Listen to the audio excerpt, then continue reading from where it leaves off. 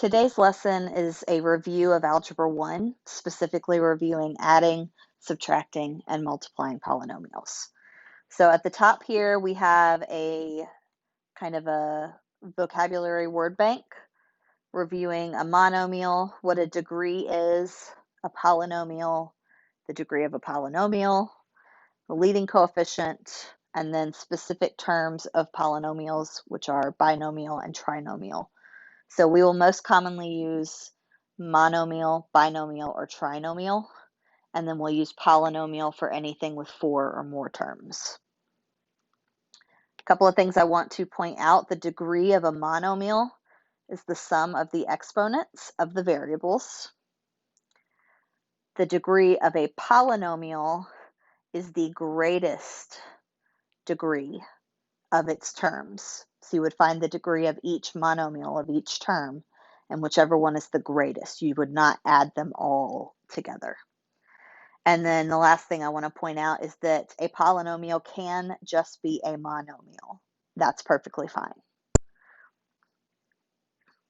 All right, so let's come down here to an example of a polynomial.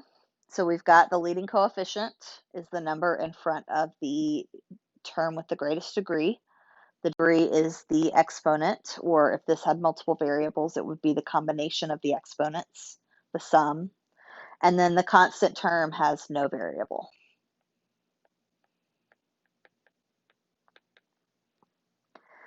When we write polynomials, we write them in descending order.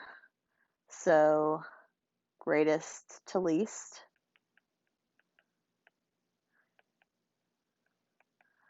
Based on the degree. So the highest exponent comes first, the smallest exponent goes last.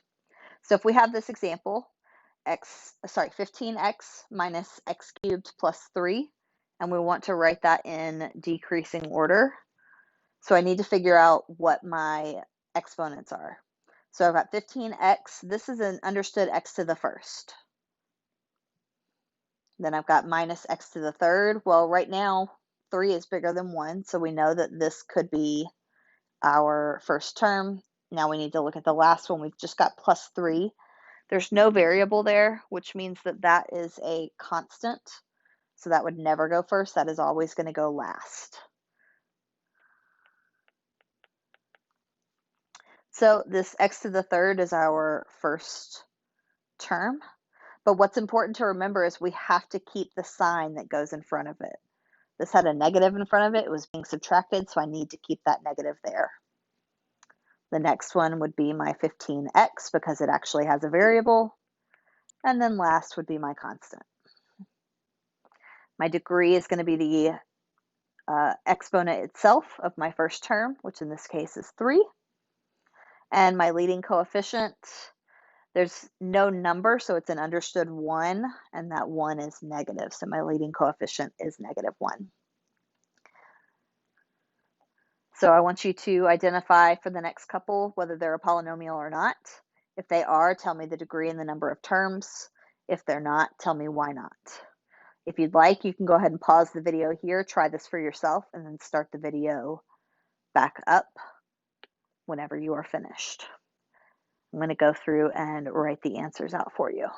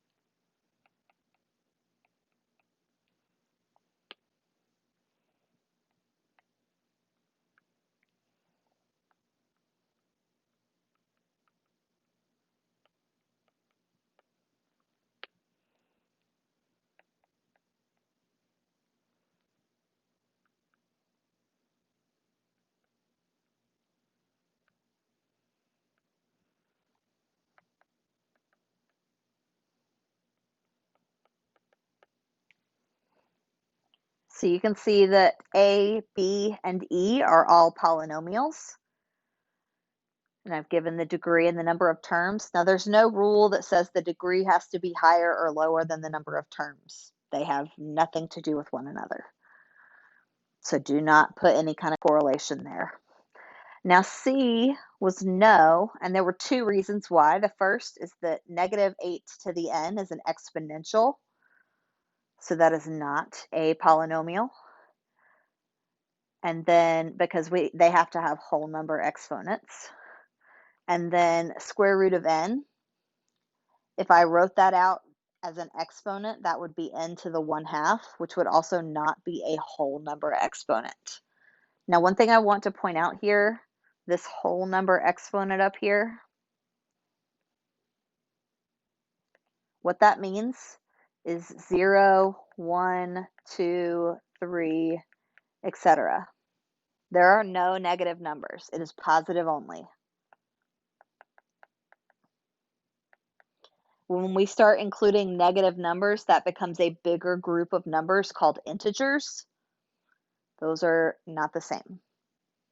We often think of whole numbers as numbers without fractions or decimals, but in this case, we are talking about the classification whole numbers.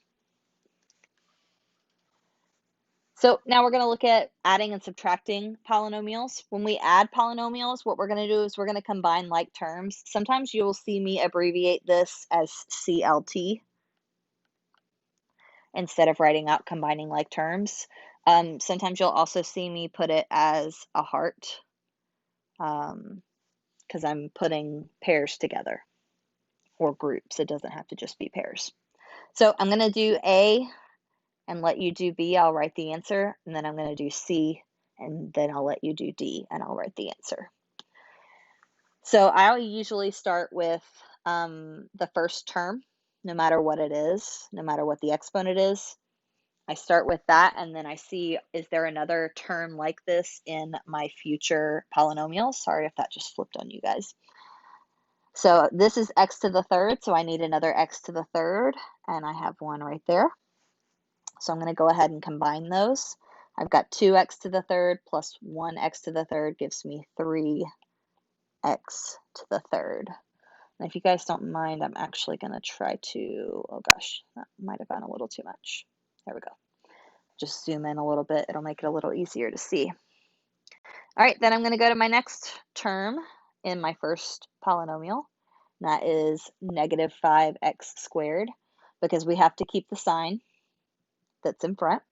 And then I have 2x squared here. So I've got negative 5 plus 2 gives me negative 3. Then I go on to my next term, this plus x. My second polynomial does not have an x term, so I'm just going to keep plus x. And then my last term is a negative 1. That's my constant. I don't have another constant to combine, so that's all I'm left with. Okay, you can pause the video to try if you'd like, or if you've kind of worked ahead, you can go ahead and check your answers over here. We have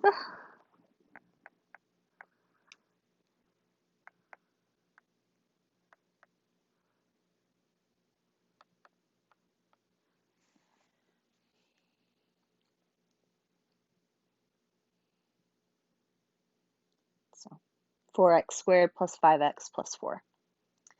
Now, when we are subtracting polynomials, what I usually do, the directions here say by first multiplying the second polynomial by negative 1. All that means is distribute the negative 1. Where do I want to write that? Distribute the negative.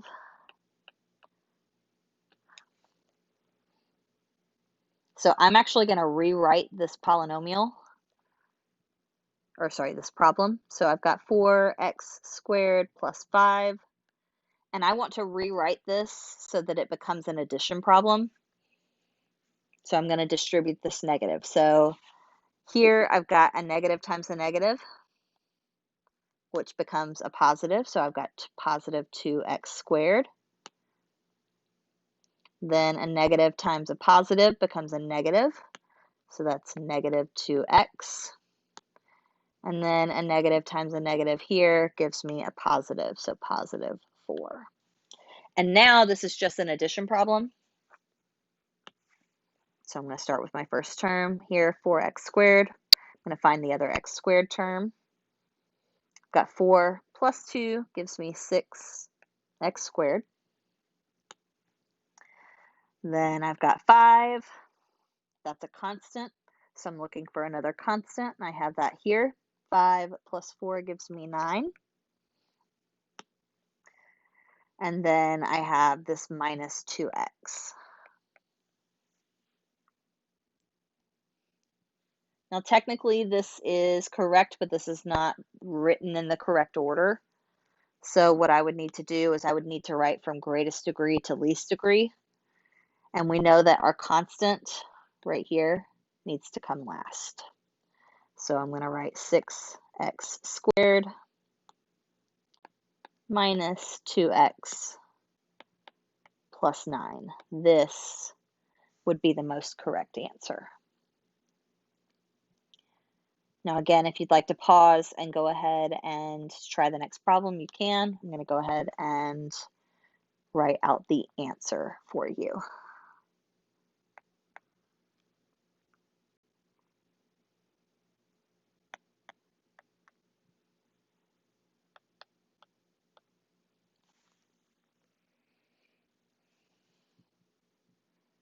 So again, we get that by distributing the negative and then adding them.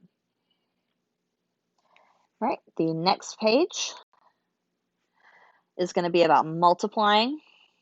So there's two ways to do this. Multiplying a monomial and a polynomial, all we're going to do is use the distributive property.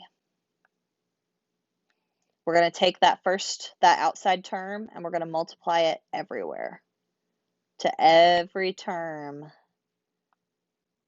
in the polynomial. So you're just going to multiply, multiply, multiply. And our rules of exponents tell us that when we multiply with the same base, we add our exponents. So when we have 2x cubed times x cubed, we're going to add those exponents and get 6. X cubed times x squared, we add and get 5, and then 2 times 3 gives me 6. X cubed times x gives me x to the 4th. And 2 times 2 gives me 4. Well, negative 2 times 2 gives me 4. And then my last one is just a constant. So the exponent, the variable and the exponent stay the same. And then 2 times 5 gives me 10. If we multiply a polynomial times a polynomial that has, if they both have at least 2 terms, we can use 2 different methods, the box method and FOIL. The box method will always work. FOIL only works when a binomial is multiplied by another binomial. Really all this is I call it expanded distribution.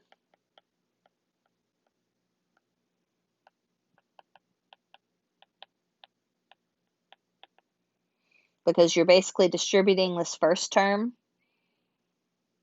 to each of the terms in the second polynomial, and then you're going to distribute this second term to each of the terms in the second polynomial. But I'm going to go back to the box method real quick. I like this because this works no matter what the size is. You just have to make sure that you have the correct number of rows and columns depending on which polynomial you put where. So the first step, we're going to place each term from the binomial above a column. So what I usually do is right before the adding or subtracting sign, I kind of draw a little slash to separate my terms. So I know that 3x is going to go above one column, and then positive 2 is going to go above the other. And then I'll do the same for the second term. So here's my subtraction sign. I'm going to put a little slash before it. So x is going to go beside one of my rows, and negative 4 goes beside the other row. Then I'm going to multiply the entries. I'm going to multiply the top times the left so the column times the row, in each of the 4 boxes. So 3x times x gives me 3x squared. 2 times x gives me 2x. 3x times negative 4 gives me negative 12x. And 2 times negative 4 gives me negative 8. And my last step, I'm going to add all the terms in the boxes, and I'm going to combine any like terms if I have them. In this case, I've got plus 2x and minus 12x, which combines to be minus 10x.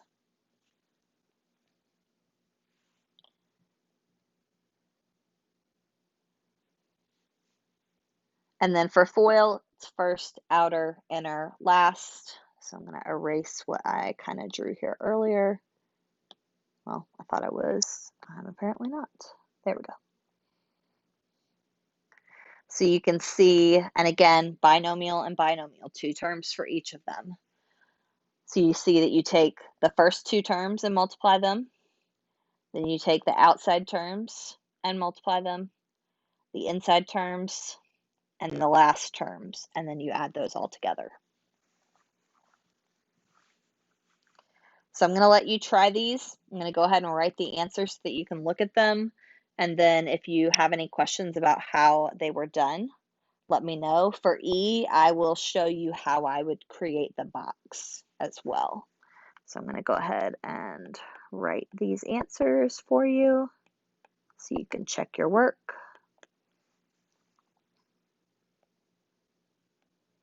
Okay, this one's hard because my 9 and my A's sometimes look the same. So I'm trying really hard not to make them look the same.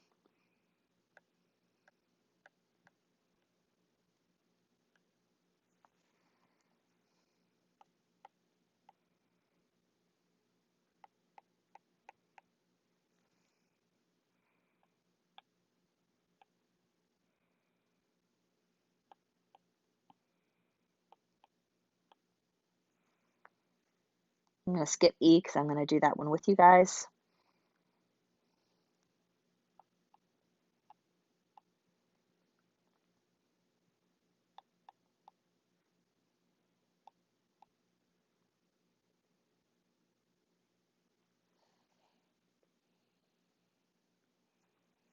All right, so for E, so I've got a binomial and a trinomial, so I'm going to create a 2 by 3 box. It does not matter where you put each polynomial. I tend to like to go longer and then like longer, so more columns and then fewer rows, but that's just me. So I'm going to take this first term, put a slash before my addition sign. So I've got S and positive 4. And then over here, I'm going to put a slash before each term, each operation. So I've got S squared, 6S, and negative 5. So I'm going to multiply each of those. S times S squared gives me S to the third. S times 6S is 6S squared. S times negative 5 is negative 5S. And then we're going to do the second row. S squared times 4 is 4S squared. 6S times 4 is 24S. And negative 5 times 4 is negative 20. Now I'm going to write all my terms out and add them. So S cubed plus 6S squared minus 5S plus 4S squared plus 24S minus 20. And I'm going to combine like terms. I've got 2 S squared terms and I've got 2 S terms. So I'm going to do S cubed. And then I've got 6 plus 4 gives me 10. So plus 10S squared. Got negative 5 plus 24 gives me 19. So plus 19S. And then my constant minus 20.